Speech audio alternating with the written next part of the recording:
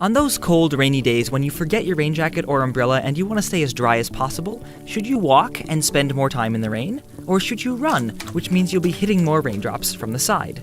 Assuming you haven't been fully soaked yet and you aren't jumping into puddles, the answer is simple. As you move out of the way of one falling raindrop, you move into the way of another, so the amount of rain hitting the top of you is constant regardless of how fast you're going. To see this, you can picture that the raindrops themselves are stationary and you and the earth beneath you are moving upwards through the rain. And since the volume of a parallelepiped, that's a 3D parallelogram, doesn't depend at all on its slant, then no matter how fast you're moving horizontally, the same amount of rain will land on top of you each second. Now, if you're not moving, the rain from the top is all you'll get. But if you are moving, you'll also run into raindrops from the side and you'll get wetter. So in any given second, you stay driest by standing still, and the faster you move, the wetter you become. But if you're trying to get from point A to point B, then standing still won't do you much good. And en route from point A to point B, the total amount of rain you run into from the side has nothing to do with how fast you're going. Just like how a snowplow will plow the same amount of snow from a stretch of road regardless of the exact speed it drives.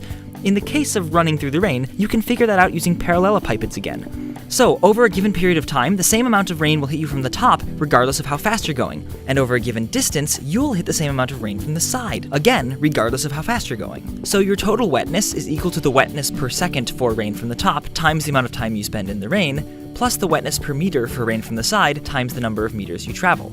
So to stay driest, getting from one point to another, you should try to minimize the amount of water falling onto you from above. And quite simply, that means getting out of the rain as fast as possible.